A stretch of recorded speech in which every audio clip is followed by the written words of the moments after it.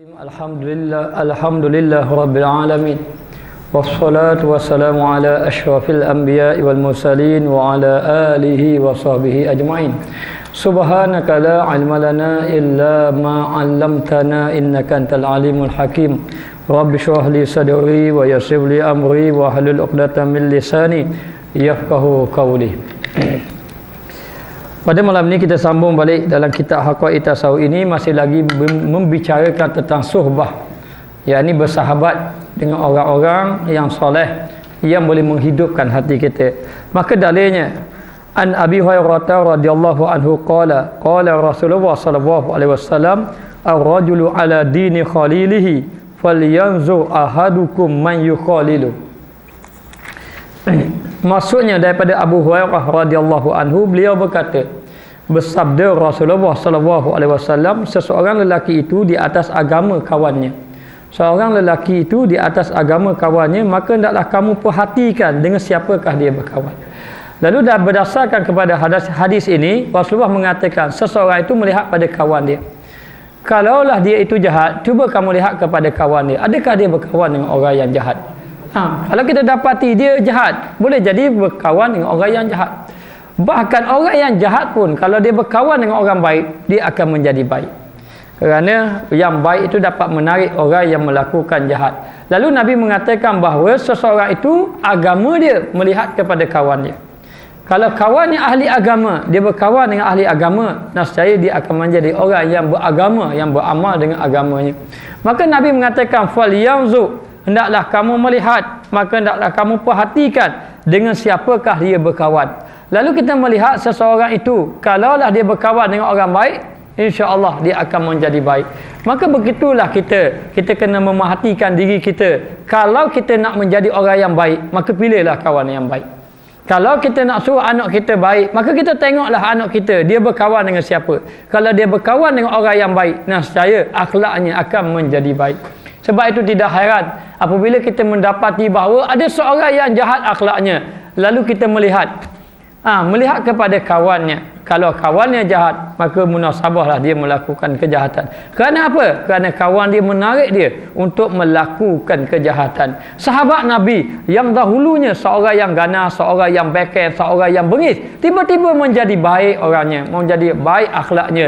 Sebagaimana Sayyidina Umar Al-Khattab yang satu ketika dahulu semasa zaman jahiliah, orang yang cukup keras, tetapi apabila bersama dengan Rasulullah sallallahu alaihi wasallam, terkenal orang yang baik, orang yang kuat memusuhi Nabi, yang mengatakan tidak ada orang yang paling aku benci kecuali Muhammad. Inilah dia Sayyidina Umar Al-Khattab ketika zaman jahiliah. Tetapi selepas beriman kepada Allah, tidak ada orang yang dikasih yang mengatakan berjumpa dengan Rasulullah, ya Rasulullah, saya sayang pada Rasulullah mengatasi segala-galanya. Rasulullah mengatakan, al-an, sekarang ini kamu benar-benar beriman kepada Allah Subhanahu wa taala. Maka orang yang begitu ganas, yang begitu jahat, yang tidak mengenal Allah Taala, yang akhlak dia buruk, tiba-tiba menjadi baik. Sebab apa menjadi baik? Kerana bersama dengan Rasulullah sallallahu alaihi wasallam. Maka demikianlah kita kalau nak jadi orang baik, kita berkawan dengan orang jahat, bila kita akan jadi baik? Untuk nak menjadi orang baik, berkawanlah dengan orang-orang yang baik-baik. Cari orang-orang yang soleh, yang mana tanda dia yang telah kita baca pada minggu lepas, yakni di antaranya apabila kamu melihat dia, kamu akan ingat kepada Allah Ta'ala. Duduk bersama dia mengingatkan kepada Allah Ta'ala. Apabila dia bercakap, bertambah ilmu kita. Dan apabila dia beramal, mengingatkan kita kepada akhirat. Inilah dia kawan yang baik. Maka bila kita berkawan, menambah ketakwaan kita kepada Allah Ta'ala. Bila kita berkawan, menyebabkan kita ingat kepada Allah. Itulah dia kawan yang baik. Itulah dia kawan yang baik. Sebab tu ada ulama sufi mengatakan bahawa kalau aku melakukan kesalahan, kawanku membiarkan dia, maka aku tidak akan berkawan dengannya. Kerana dia membiarkan aku melakukan kesalahan. Maka dia suka, aku suka bila aku tidur banyak, lalu dia mengatakan bahawa kenapa kamu tidur banyak? Bangunlah sembahyang malam. Bila aku lalai, lalu dia tegur kepada aku, kenapa tidak membaca Quran? Bacalah Quran. Inilah kawan yang menyelamatkan aku di dunia dan juga di negeri akhirat. Jadi nak beritahu, kita memang disuruh kita mencari orang yang baik-baik dan berkawan dengan orang yang baik. Kalau nak tengok orang jahat, kalau dia jahat, Yang pertama, tengok pada kawan dia. Tengok pada kawan dia. Kalau dia baik, kita tengok pada kawan dia. Kalau kawan dia memang terkenal orang baik, dia pun memang orang yang baik kerana dia dah bersahabat, pasti kita berkawan dengan orang yang baik, kesan kebaikan itu akan sampai kepada kita. Dan pasti juga kita berkawan dengan orang jahat, kesan kejahatan akan masuk pada kita. Kalau kita orang yang tak isap rokok, dia berkawan orang isap rokok belaka, lama-lama kita pun isap rokok. Jadi begitulah juga. Kalau kita isap rokok, kita kawan dengan orang yang tidak isap rokok, lama-lama kita tambah. Sebab apa? Kesan itu kena kepada diri kita. Baik, kita tengok dalam satu hadis, an Umar bin Khattab an Umar bin Khattab radhiyallahu anhu qala Rasulullah sallallahu alaihi wasallam, inna min ibadillahi la unasan ma hum bi anbiya'i wala syuhada'i yaubituhum al-anbiya'u wasyuhada'u yaumal qiyamati bimakanihim minallahi. Qalu ya Rasulullah fakabbirna manhum. Qala hum qaumun tahabbu bi ruhillahi ala ghairi arhami bainahum wala amwali yata'atunaha fawallahi inna wujuhahum la nurun wa innahum la ala nurin wa la yakhafuna iz khafan nasu wa la yahzanuna iz hazanan nasu. Wa qara'a hadhil ayah ala inna awliya Allahi la khawfun alaihim wa la hum yahzanun. Daripada Umar ibn Khattab radhiyallahu anhu katanya, bersabda Rasulullah sallallahu alaihi wasallam, sesungguhnya di kalangan hamba-hamba Allah ada segolongan manusia yang mereka itu bukan daripada golongan anbiya dan bukan pula daripada golongan syuhada. Sehingga kan anbiya dan syuhada bercita-cita ingin menduduki tempat mereka yang diberikan oleh Allah. Ini menunjukkan kepada kita nabi-nabi dan para syuhada bukan jenis orang yang membanggakan diri. Bahkan dia melihat golongan ini, dia bercita-cita biar aku jadi golongan macam ini. Bukan bermakna golongan ini lebih daripada anbiya, tidak ada golongan yang lebih. Nabi-nabi, rasul-rasul lah yang lebih. Tetapi kenapa Nabi dalam hadis ini mengatakan Nabi pun bercita-cita nak masuk dalam kumpulan ini. Siapakah kumpulan itu? Sahabat bertanya, wahai Rasulullah, khabarkan kepada kami siapakah mereka itu yang menduduki tempat yang tinggi di sisi Allah Ta'ala, sehingga kan para anbiya dan syuhada pun rasa bercita-cita nak masuk bersama dengan kumpulan itu. Siapakah mereka ya Rasulullah? Maka jawab baginda, mereka ialah satu kaum yang saling berkasih sayang, yang saling bersahabat di antara satu sama lain dengan ruh Allah, yakni dengan ruh kecintaan kepada Allah. Berkasih sayang semata-mata kerana Allah, sedangkan mereka tidak mempunyai ikatan silaturahim, bukan adik-beradik mereka dan bukan harta yang mengikat hati-hati mereka. Bukan mereka berkawan kerana harta. Demi Allah, sesungguhnya muka-muka mereka penuh bercahaya. Muka mereka bercahaya di sisi Allah Ta'ala dan mereka berada di atas cahaya. Cahaya di atas cahaya Allah. Mereka tidak takut di hari manusia, semuanya takut, dan mereka tidak bimbang di hari manusia, semuanya bimbang. Maka baginda kemudian membaca ayat Allah Ta'ala, ala inna awliya Allahi la khawfun alaihim wa la hum yahzanun. Ingatlah, sesungguhnya wali-wali Allah Ta'ala itu tidak ada kekhawatiran ataupun kebimbangan terhadap mereka. Mereka tidak bimbang dan tidak pula mereka bersedih hati. Dan mereka tidak bersedih hati ketika orang lain sedih. Maka Nabi menyatakan kepada sahabat, wahai sahabatku sekalian, ada golongan yang mereka itu mendapat tempat di sisi Allah. Yang mana golongan ini yang menyebabkan para anbiya dan juga para syuhada ingin masuk dalam kumpulan tadi. Lalu Nabi mengatakan, siapakah golongan itu ya Rasulullah? Siapa nabi-nabi pun, para syuhada pun rasa nak masuk juga dalam golongan itu. Lalu Rasulullah menjawab, golongan ini adalah hum tahabbu bi ruhillah, mereka itu berkasih sayang, yakni mereka bersahabat dalam keadaan mereka berkasih sayang. Walladzina ma'ahu asyidda'u 'alal kufar ruhama'u bainahum, mereka yang bersama dengan Rasulullah ini mereka itu keras dengan orang kafir, ruhama'u bainahum, berkasih sayang dengan orang-orang dengan di antara satu sama lain. Sebab itulah kata Al-Imam Ghazali rahimahullahu taala, aku telah berkawan dengan ahli sufi. Aku telah berkawan dengan ahli sufi, aku mendapati 3 perkara. Mendapat 3 perkara. Yang pertama, mereka mengajar aku tentang cara bercakap. Boleh jadi sebelum berkawan dengan ahli sufi cakap sombong. Boleh jadi sebelum berkawan dengan ahli sufi bercakap dalam dalam keadaan meninggi diri dan sebagainya. Tetapi bila aku berkawan dengan ahli sufi itu mengajar kepada aku bagaimana cara bercakap. Bukan bermakna tak pandai bercakap, tapi ahli sufi ini dia merendahkan diri, dia ini tawadhu, hidup dia zuhud, tidak membanggakan diri walaupun dia di kalangan orang-orang yang masyhur. Kalangan orang yang masyhur. Tengok Saidina Osman Ibn Affan bila lalu dekat kubur saja menangis. Lalu orang kata, kenapa kamu menangis ya Osman? Kamu ini adalah orang yang dijamin syurga. Tidak, saya tidak layak masuk dalam syurga. Begitulah Saidina Umar, ahli sufi di kalangan sahabat yang mengatakan bahawa kalaulah Allah Ta'ala mengatakan seorang saja yang masuk neraka, saya yang masuk neraka itu adalah Umar Al-Khattab. Tengok tawaduk mereka bercakap. Lalu kata Imam Al-Ghazali, aku berkawan dengan ahli sufi, aku dapat 3 perkara. Yang pertama, dia mengajar cara aku bercakap.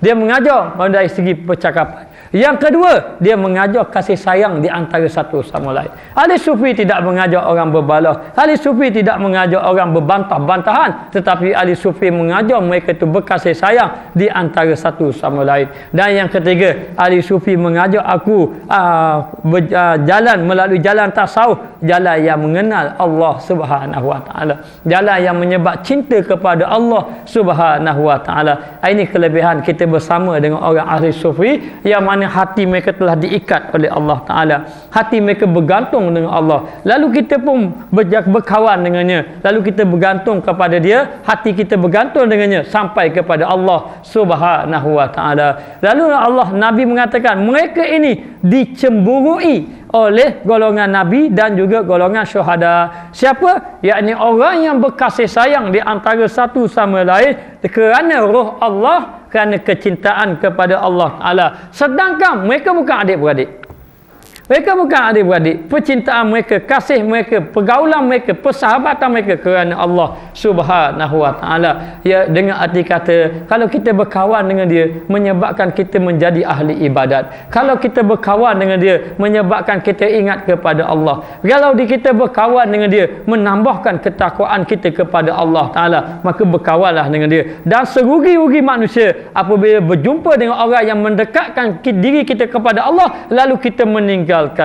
Ini adalah serugi-rugi manusia. Kerana apa? Kerana manusia tadi apabila dibangkitkan oleh Allah Ta'ala, dia mengikut kawan dia. Kalau kawan dia ahli neraka, dia mungkin menjadi ahli neraka. Kalau kawan dia ahli syurga, mungkin dia juga ahli syurga. Kerana apa? Kerana kawan ini menarik di antara satu sama lain.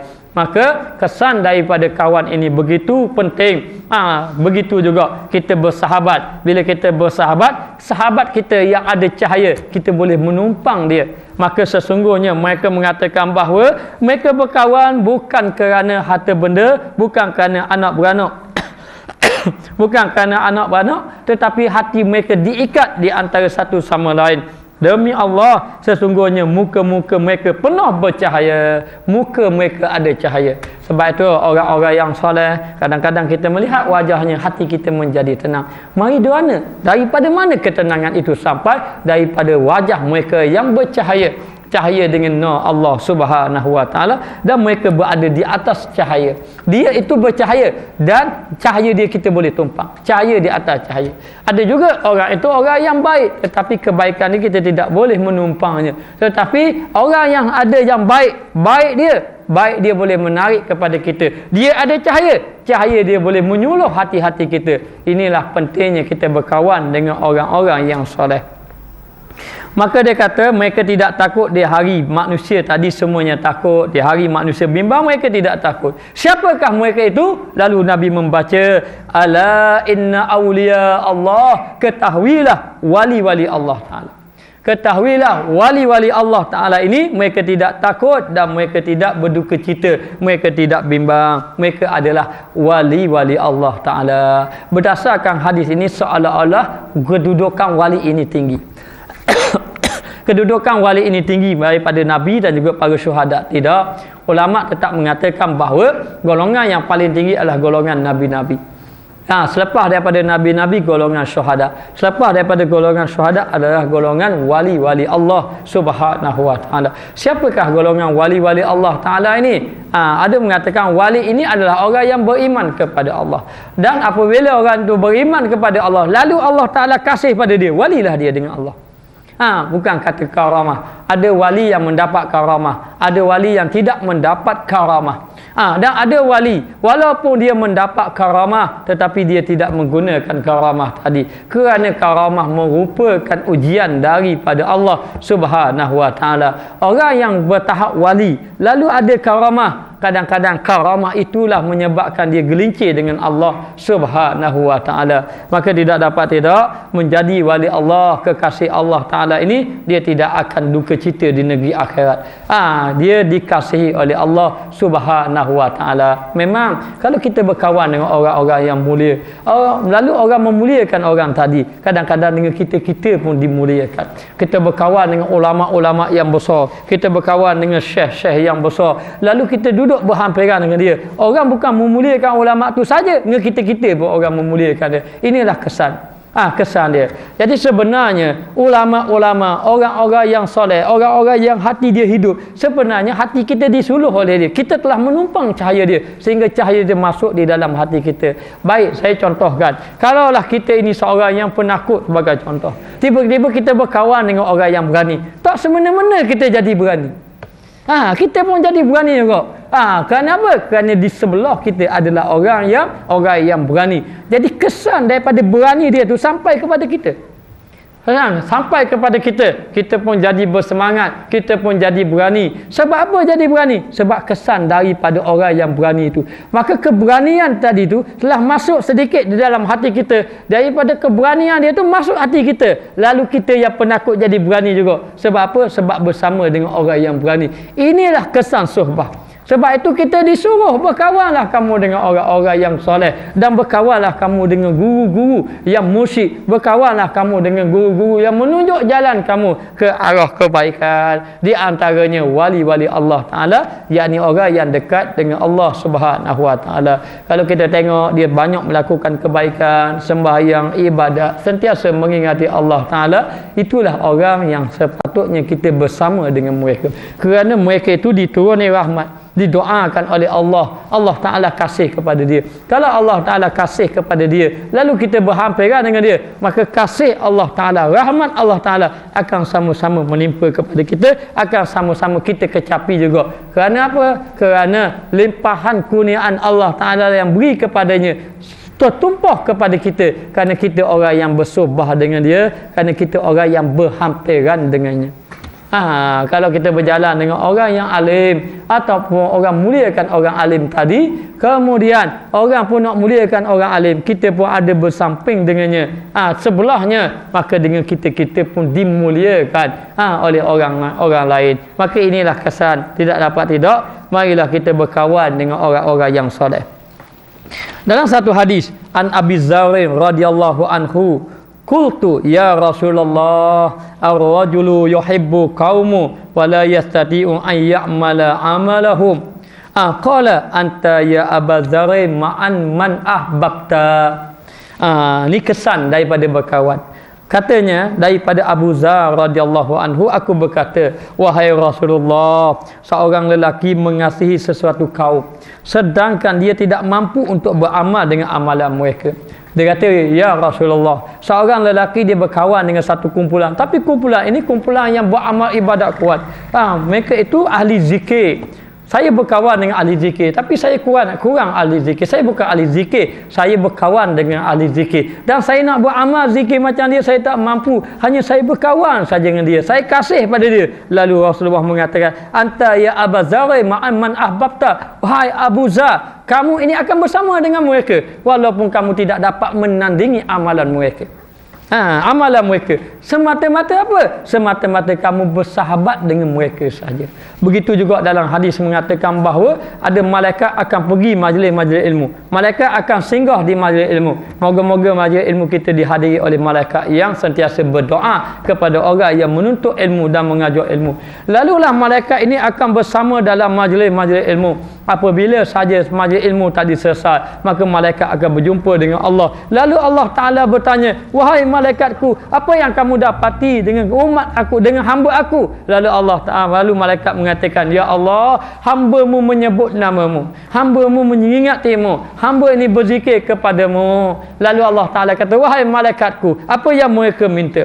Mereka itu minta syurga. Mereka pernah melihat syurga? Tidak pernah melihat syurga. Bagaimana kalau mereka melihat? Kalau mereka melihat, mereka beramal bersungguh-sungguh. Dan mereka itu minta jauh daripada neraka. Mereka tengok tak neraka aku? Tidak tengok, ya Allah. Kalau mereka tengok macam mana? Kalau mereka tengok, mereka akan beribadat bersungguh-sungguh. Lagi apa lagi mereka minta? Katanya malaikat mereka minta pengampunan daripadamu. Lalu Allah Ta'ala kata, wahai malaikatku, sesungguhnya aku ampunkan dosa mereka. Lalu malaikat kata, ya Allah, di kalangan mereka ada ahli maksiat. Di kalangan mereka ada yang melakukan dosa besar. Hanya mereka bersama dalam kumpulan ahli zikir, tetapi mereka adalah golongan yang melakukan dosa besar. Lalu Allah Ta'ala mengatakan, wahai malaikatku, walaupun mereka itu melakukan dosa besar, aku tetap mengampunkan mereka. Kerana apa? Kerana bersuhbah bersama dengan orang-orang yang ingat pada Allah Subhanahu wa Ta'ala. Kita kalau hati kita lemah, hati kita tidak ingat pada Allah, kita berkawanlah dengan orang yang sentiasa ingat kepada Allah. Nescaya kita pun akan ingat kepada Allah Subhanahu wa Ta'ala. Kerana orang yang berkawan, yang hatinya ada Allah Ta'ala,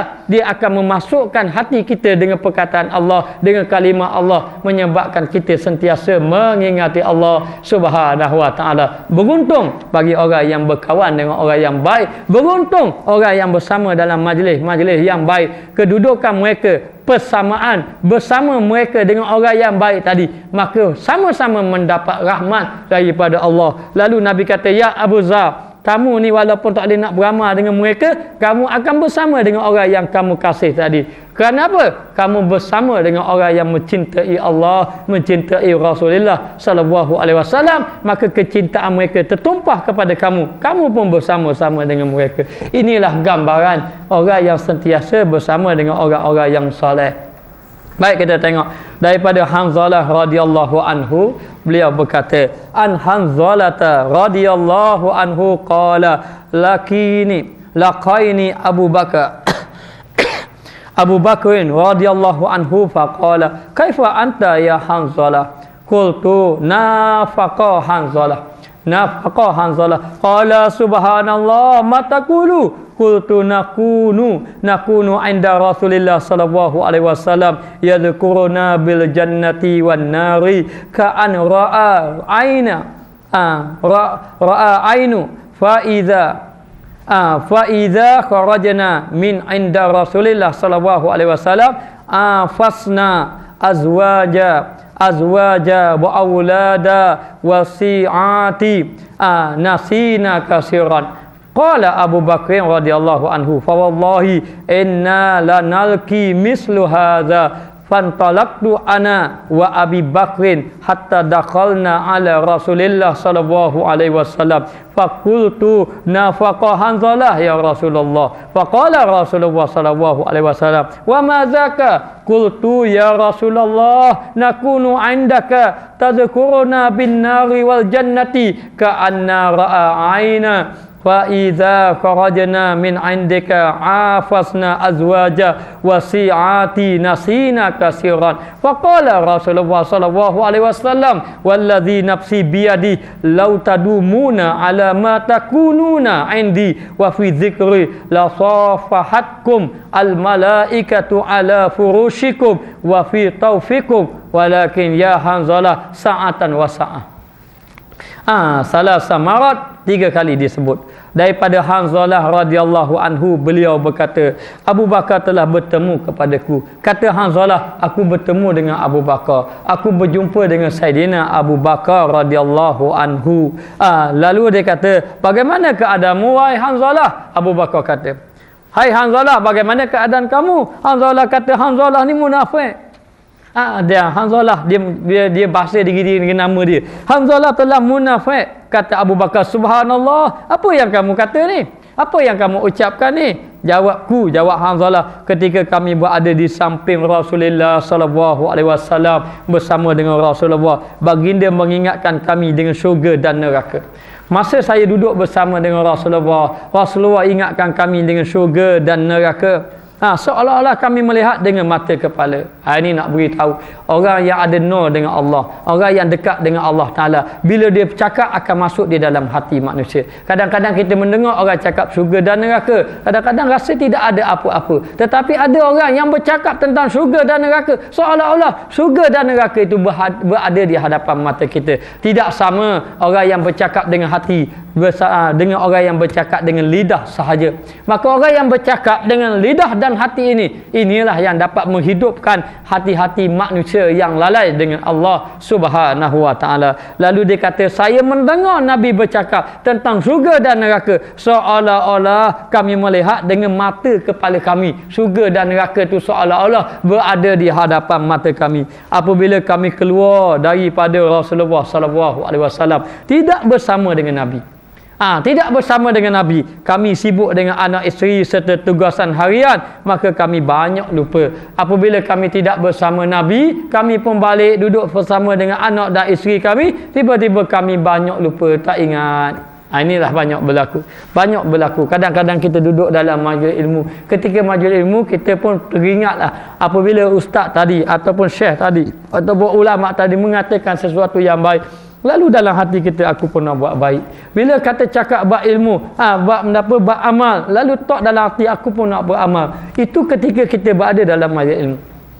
Kenapa berlaku macam tu? Kerana ketika ulama tadi ataupun syekh tadi ataupun ustaz tadi yang soleh tadi bercakap, ketika itu dia bercakap, dia lempahkan nur daripada hati dia masuk di dalam hati kita.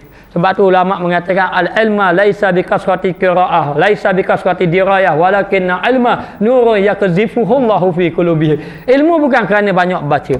Ilmu bukan kerana banyak baca, ilmu bukan kerana banyak kajian, tetapi ilmu adalah satu cahaya yang dicampakkan ke dalam hati manusia. Kalau kita nak tahu ilmu itu manfaat tidak manfaat, apabila kita belajar ilmu, lalu ilmu itu masuk dalam hati, dan ilmu tadi menyebabkan kita ingat pada Allah, dan ilmu itu menyebabkan kita boleh beramal, maka inilah ilmu yang bermanfaat. Kalau sekadar kita tahu saja, tahu nak hukum orang ni tak betul, ni tak betul, itu bukan ilmu yang bermanfaat. Ilmu yang bermanfaat adalah ilmu yang masuk dalam hati kita, menyebabkan kita nak beramal dengan Allah Subhanahu wa taala. Lalu yang bercakap ini Nabi. Bila yang bercakap Nabi ceritakan tentang syurga dan neraka. Lalulah dia merasakan syurga dan neraka tu seolah-olah ada depan mata dia. Demikianlah kita, kadang-kadang kita duduk dalam majlis ilmu, rasa nak buat baik, berasa nak buat baik. Bila kita berasa nak buat baik, kenapa? Kerana dalam majlis ilmu, perkataan yang keluar adalah perkataan yang baik-baik. Ketika bercakap saja seorang guru, maka guru tadi telah mengeluarkan cahaya iman, cahaya ilmu akan masuk di dalam hati-hati manusia. Sebab itulah manusia ketika itu ingin berubah, nak jadi baik. Tetapi apabila dia keluar saja, yang masuk di dalam hatinya adalah no ataupun perkara-perkara yang buruk, perkara-perkara yang melupakan pada Allah, lalu tadi menjadi hijab. Tadi tidak dapat menembusi hati mereka, akhir sekali lupa kepada Allah Ta'ala. Macam mana dia buat macam tu? Inilah yang berlaku pada sahabat Nabi mengaku di hadapan Rasulullah. Kalaulah sahabat Nabi boleh mengaku macam tu, kita macam mana? Sahabat Nabi kata, saya duduk dengan Nabi, memang duduk dengan Nabi semangat, tapi bila balik lupa. Ini sahabat Nabi, orang yang telah disucikan hatinya oleh Rasulullah. Yang menyucikan hati itu adalah Rasulullah. Wa yatlu alaihim ayatihi wa yuzakkihim. Tugas Nabi membaca ayat Allah dan membersihkan hati-hati manusia. Lalu Nabi membersihkan hati manusia. Bersih dah hati. Tapi dia kata, ya Rasulullah, kami bila ada saja di belakang Rasulullah, tidak bersama dengan Nabi, maka kami sibuk dengan anak isteri.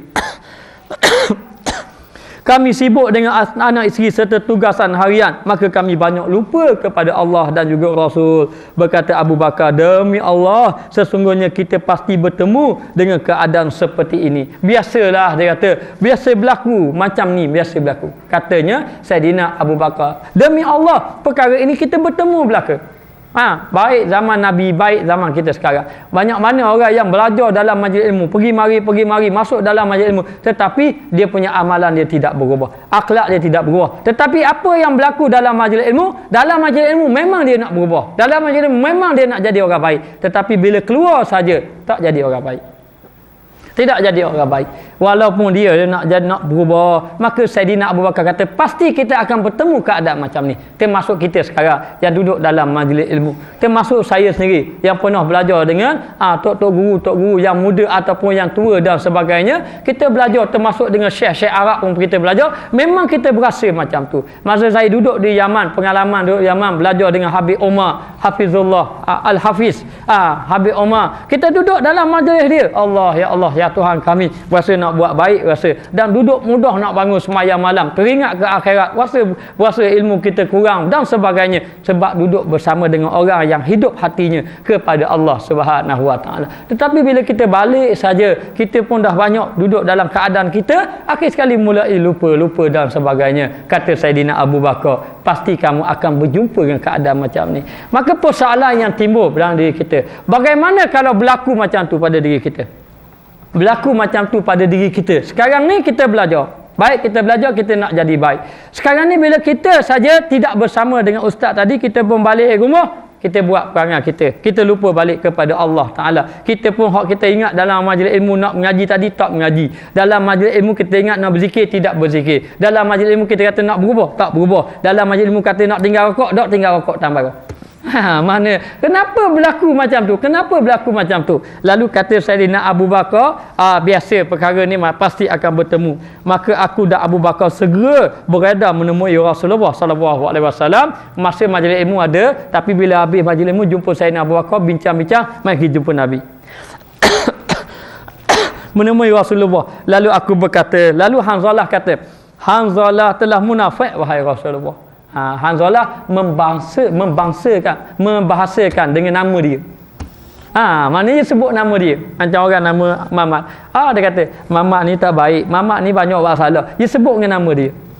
Dia sebut dengan nama dia. Lalu Hanzalah kata, Hanzalah ni telah munafik ya Rasulullah. Baginda Rasulullah sallallahu alaihi wasallam bersabda, apa yang berlaku pada dirimu yang kamu kata munafik itu sebab apa? Jawab Hanzalah, wahai Rasulullah, ketika kami berada di sampingmu, yakni ketika kami belajar denganmu ya Rasulullah, kamu mengingatkan kami dengan syurga dan neraka. Kamu ingatkan kami tentang syurga, tentang neraka. Apa makna tentang syurga? Tentang syurga, tentang menyuruh melakukan kebaikan. Tentang neraka, yakni tentang perkara yang perlu ditinggalkan, yang dilarang oleh Allah Subhanahu Wa Taala. Seolah-olah kami melihat dengan mata. Bila kami melihat dengan mata, macam mana kalau kita melihat syurga, lalu semangat kita nak buat amal ibadat? Ibaratnya begitulah. Kalau kata dengar saja Nabi cakap bab syurga, rasa tak ada dalam kepala langsung nak buat maksiat. Keadaannya macam tu. Bila dengar saja mengenai neraka, memang betul-betul takut akan buat ibadat banyak-banyak kepada Allah Subhanahu Wa Taala. Tetapi masa tu masa bersama dengan Nabi. Dengan arti kata dalam majlis ilmu. Dan apabila kami keluar daripadamu, yakni apabila kami tidak bersama denganmu ya Rasulullah, kami sibuk dengan anak isteri serta tugasan harian. Sibuk dengan anak isteri. Seorang hamba Allah dia mari jumpa saya, dia kata, teruk saya, dia kata nak berubah, ini berasa nak mari. Lalu dia pun belajar. Bila dia belajar masuk dalam kuliah, lalu dia merasakan satu hari dia melakukan kesalahan banyak. Bila dia belajar dia rasa banyak dosanya. Bila banyak dosa dia jadi malu pula. Malu akhir sekali meninggalkan kuliah, tidak datang. Datang, dia kata malu nak datang. Satu. Yang kedua, dia kata dah tak lagi lama jadi nak pergi pula payah pula. Pergi payah pula. Tapi masih lagi baik dengan kita. Alhamdulillah. Kita berdoakan kepada dia. Moga-moga Allah Ta'ala buka hati dia. Dapat berubah dengan izin Allah Ta'ala. Tapi macam mana formula dia? Macam mana keadaannya? Kalau berlaku pada kita. Mungkin yang duduk di hadapan saya. Dan pengalaman saya sendiri pun begitu. Bila duduk dengan guru memang nak jadi baik. Bila guru tidak ada, kadang-kadang kita berubah. Wah, kita tidak sebagaimana yang kita inginkan. Bagaimana keadaan? Kalau kita duduk dalam majlis ilmu, kita berasa nak berubah. Tetapi bila kita balik, tak berubah-ubah. Tidak berubah-ubah. Bagaimana keadaan? Maka inilah yang pernah ditanya oleh sahabat Nabi Sayyidina Abu Bakar dengan Sayyidina Hanzalah radhiyallahu anhuma. Maka dia kata, kami sibuk dengan anak isteri dan tugasan harian. Kami banyak lupa. Lalu Rasulullah bersabda, demi yang jiwaku berada di tangannya, jikalau kamu sentiasa berkekalan dalam keadaan ketika kamu bersamaku, kalau kamu keadaan sentiasa macam kamu bersama dengan aku, dan ketika dalam zikir, nescaya malaikat-malaikat berjabat salam denganmu. Berjabat salam denganmu di atas tempat tidurmu dan di jalan-jalan. Akan tetapi wahai Hanzalah, perkara itu seketika dan seketika 3 kali. Sekejap. Tapi sayang, mu duduk dalam majlis sekejap-sekejap saja. Menduduk majlis Nabi sekejap saja dalam majlis. Macam kita juga, kita berjumpa di majlis ilmu pada lepas maghrib saja. Lepas tu masing-masing balik. Lepas tu besok pula jumpa pula. Itu pun kalau jumpa. Lepas tu masing-masing balik. Lepas tu begitulah juga. Apa maksud Nabi? Maksud Nabi mengatakan bahawa jangan tinggalkan Nabi. Jangan tinggalkan Nabi. Kita belajar dengan guru tadi. Tiba-tiba guru tadi menyedorkan kita. Jangan tinggalkan guru tadi. Walaupun kita buat maksiat, balik buat maksiat, tak lepas juga. Kita duduk lagi. Masih lagi. Jangan tinggal. Itu yang pertama. Maknanya, kalau kita duduk dalam satu majlis ilmu, kemudian majlis itu menyedarkan kita tentang kejahatan, tentang kebaikan, supaya kita buat kebaikan. Tetapi kita tidak dapat mengekalkan kebaikan yang kita nak buat. Kita tidak dapat meninggalkan kejahatan. Yang pertama, jangan tinggal guru tadi. Kerana guru tadi telah menyedarkan kita kena kebaikan. Yang kedua, kalau kita tidak mampu mengubah dengan cara majlis ilmu, kita bersuhbah dengan dia. Kita rapatkan diri dengan dia. Kita duduk sekali dengan dia. Kita berhubung dengan dia. Kita banyak bersoal dengan dia. Kita banyak bersama dengan dia. Kita banyak duduk sekali dengan dia. Dan insya-Allah cukuplah dengan hati yang dia hidup tadi, menghidupkan hati kita.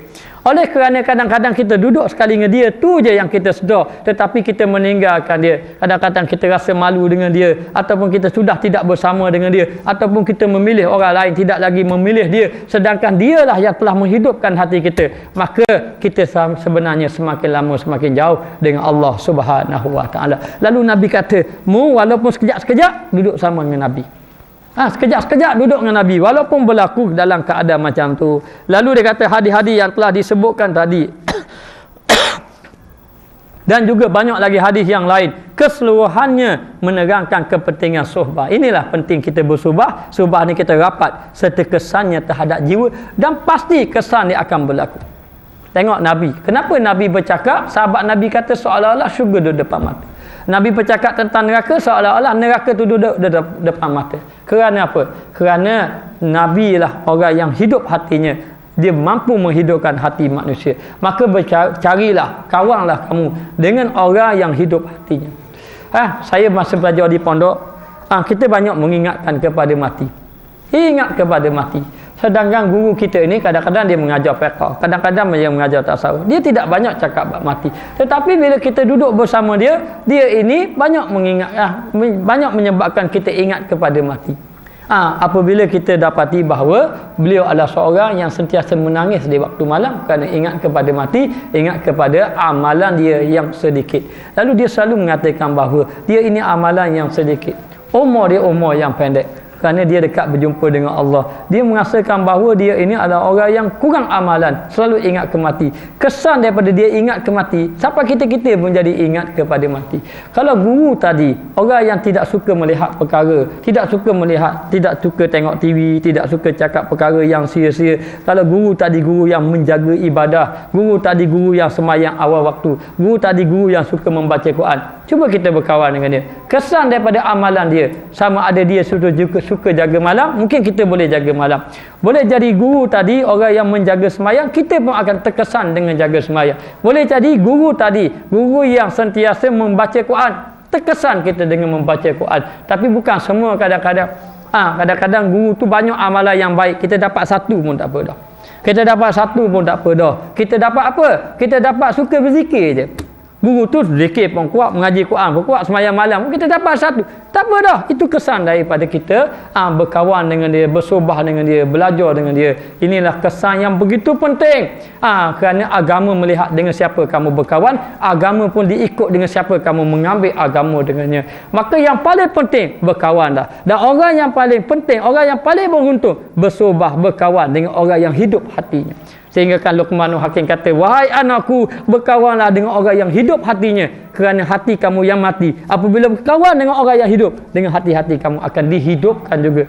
Tidak dapat tidak, itulah kesan kita. Kita berkawan dengan orang yang hidup hatinya. Hati yang hidup pasti akan memberi kesan kepada jiwa kita yang mati.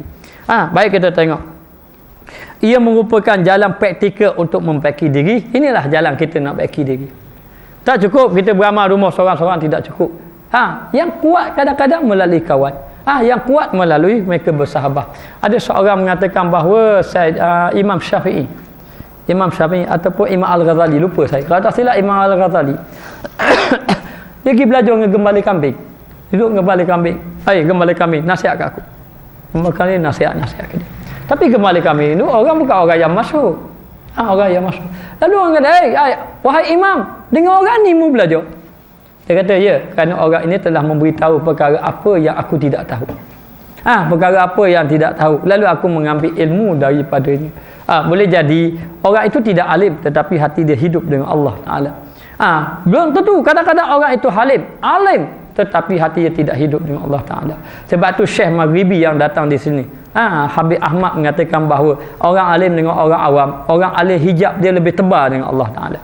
Payahnya nak sapa dengan Allah Ta'ala. Alim dia tu payah nak sapa dengan Allah Ta'ala. Berbeza dengan orang yang jahil. Kadang-kadang orang jahil dia merasa kejahilan dia merasa lemah dia merasa banyak dosa. Lalu dia bertaubat dengan Allah Ta'ala, memang semata-mata dengan Allah.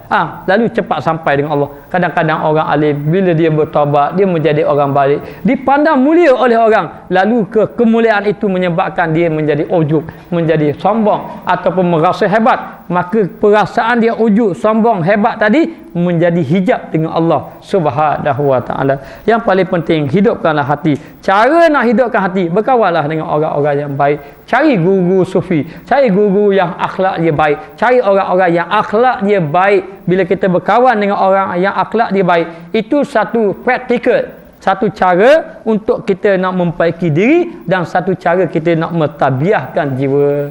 Jadi demikianlah, kalau ada majlis ulama-ulama, hadirkanlah diri dengan majlis ulama-ulama. Jangan kita mementingkan kehidupan kita. Duduk bersama ulama ini akan terkena pancaran hati dia kepada kita. Baik, dia kata, lebih-lebih lagi hadis Hanzalah yang menyebut dengan jelas bagaimana Rasulullah SAW mampu memancarkan cahaya keyakinan di dalam hati sanubari, sehingga yakin dia menambahkan bara iman semakin kuat, mengangkatkan rohani ke peringkat malaikat yang suci. Rohani pun jadi ingat kita kepada Allah Ta'ala, rohani kita kuat, dan membersihkan hati daripada kotoran kebendaan. Hati kita pun yang kotor dengan kebendaan, akhir sekali menjadi bersih, serta mampu menyuburkan iman kita menjadi semakin kuat, hingga sampai kepada peringkat muraqabah, sampai kepada peringkat menyedari bahawa Allah Ta'ala sentiasa memerhati kita. Dan lebih lagi sampai kepada syuhudiyah. Apa makna syuhudiyah? Terbuka mata hati kita. Syuhudiyah ni mata hati kita terbuka mata hati. Itu dipanggil syuhudiyah. Melihat dengan hati dah. Akhir sekali terbuka mata hati kita. Bila terbuka mata hati kita, kita melihat Allah Ta'ala. Angkat tangan, datang daripada Allah. Bila nak makan saja, ingat nikmat Allah Ta'ala. Ini nikmat daripada Allah Ta'ala. Makan banyak sikit, berasa kurang ibadat, menangis. Allah salah adabnya dengan aku. Nikmat Allah Ta'ala beri banyak ibadat. Ini orang yang hati dia terbuka dengan Allah. Kita tak terbuka, tak nampak Allah lagi kita. Kita nampak makhluk lagi. Bila beri rezeki, makhluk yang beri rezeki pada kita. Dapat apa-apa, makhluk lagi. Kenapa? Kita hijab. Orang yang syuhud kepada Allah Ta'ala, berilah apa-apa, nampak Allah Ta'ala.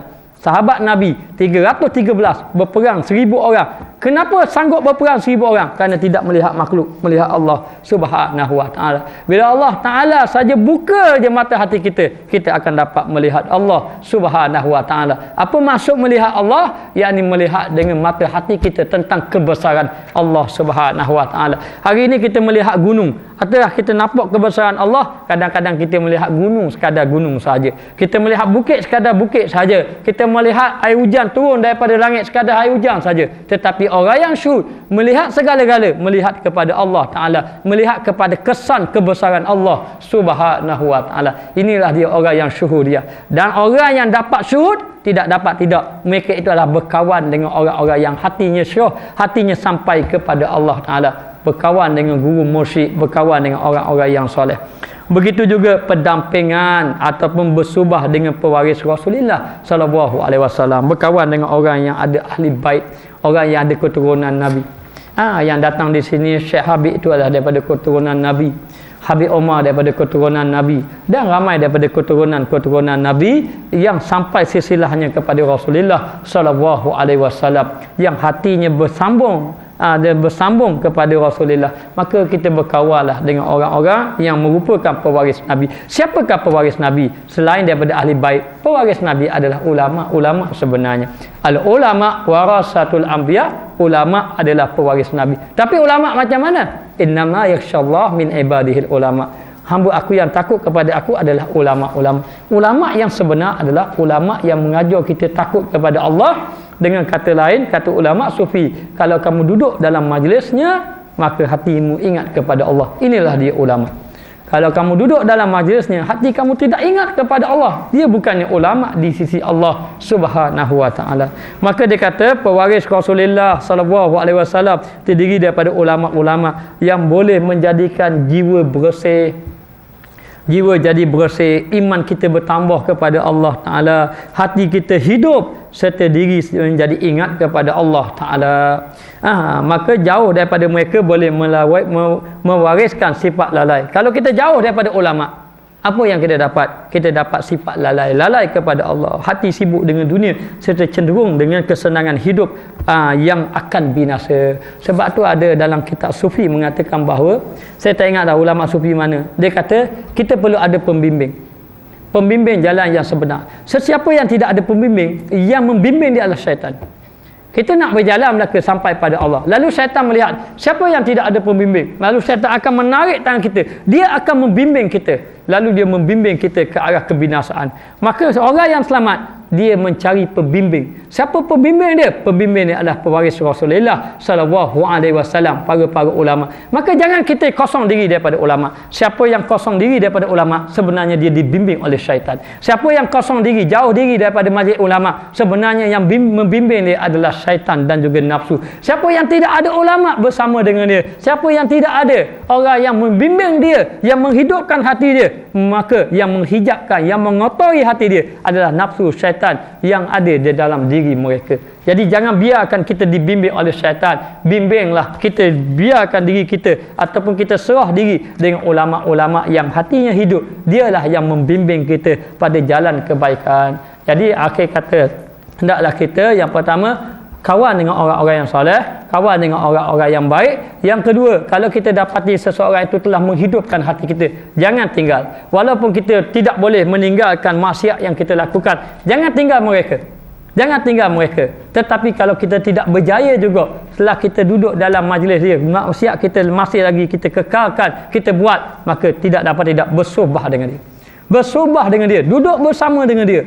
Kita duduk bersama dengan dia, insya-Allah kesan daripada kebaikan dia akan sampai kepada kita. Carilah orang-orang yang baik. Kalau orang itu baik, kebaikan dia kita akan turuti. Kalau ulama tadi, kalau ustaz tadi tidak suka melihat, tengok TV pun tidak suka buat perkara mungkar, kita belajar dengan dia, insya-Allah kita tak berakhir tengok TV. Tapi kalau ulama tadi, ustaz tadi suka berzikir, kita kawan dengan dia, kita pun akan jadi ahli zikir. Kalau kita tengok, kita belajar dengan seorang ustaz tadi orang yang soleh, yang taat kepada kepada Allah yang zuhud, kita pun akan dapat kesan daripada kesalehan, kezuhudan pada dia. Maka tidak berkawanlah dengan orang yang baik, berkawanlah dengan ahli-ahli sufi, berkawanlah dengan orang yang bersih hatinya kepada Allah. Nescaya dia tidak akan membiarkan hati kita kotor. Nescaya beruntunglah orang yang berkawan, orang yang bersuhbah dengan orang-orang yang soleh. Wallahu a'lam. Bismillahirrahmanirrahim. Rabbana zalamna anfusana wa illam taghfir lana wa tarhamna lanakunanna minal khasirin. Allahumma alimna ma jahilna, Allahumma wizna ilman nafi'an wa dzikna fahman thayyiba. Ya Allah, ya Tuhan kami, berkatkanlah ilmu yang disampaikan kepada malam ini ya Allah.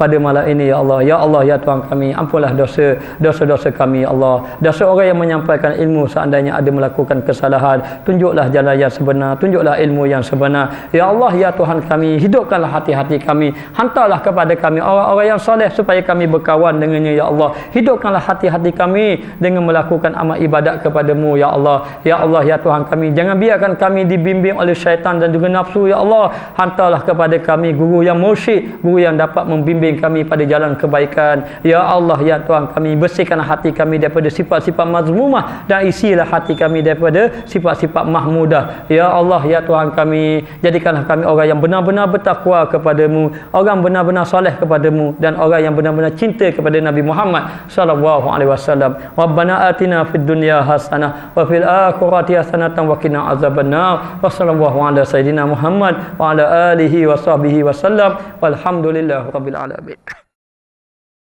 آدم وحملناهم في البر والبحر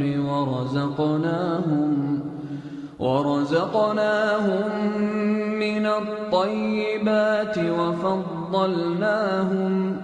وفضلناهم على كثير ممن خلقنا تفضيلا يوم ندعو كل أناس بإمامهم فمن أوتي كتابه بيمينه فأولئك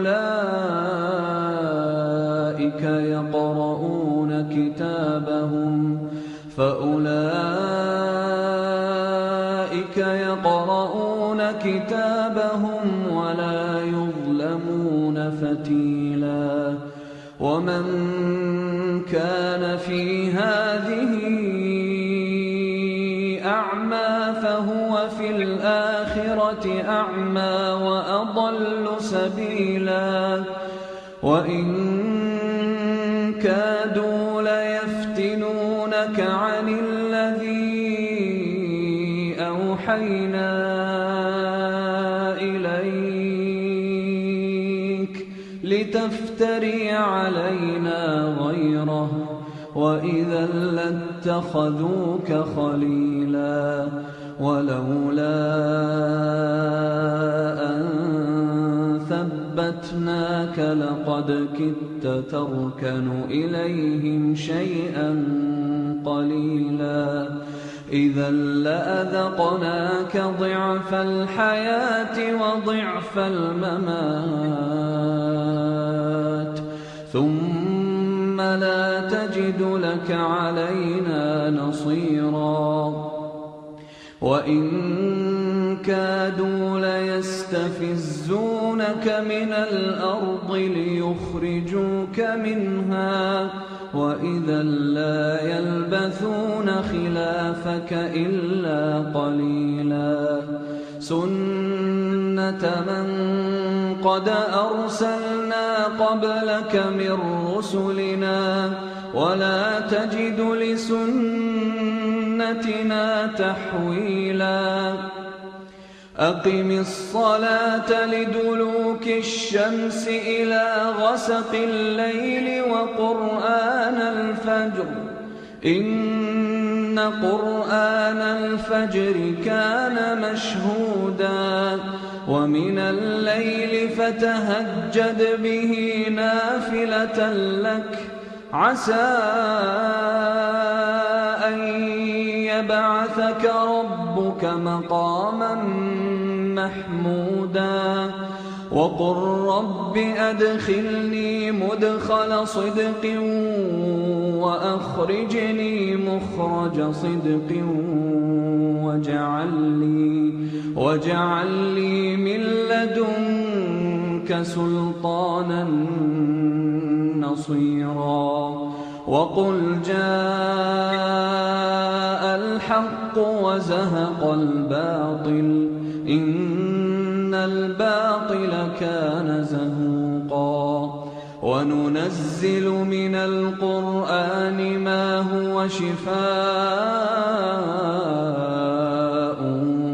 ورحمة للمؤمنين ولا يزيد الظالمين إلا خسارا وإذا أنعمنا على الإنسان أعرض ونأى بجانبه وإذا مسه الشر كان يئوسا قل كل يعمل على شاكلته فربكم أعلم بمن هو أهدى سبيلا ويسألونك عن الروح قل الروح من أمر ربي وما أوتيتم من العلم إلا قليلا ولئن شئنا لنذهبن بالذي أوحينا إليك ثم لا تجد لك به علينا وكيلا إلا رحمة من ربك إن فضله كان عليك كبيرا قل لئن اجتمعت الإنس والجن على أن يأتوا بمثل هذا القرآن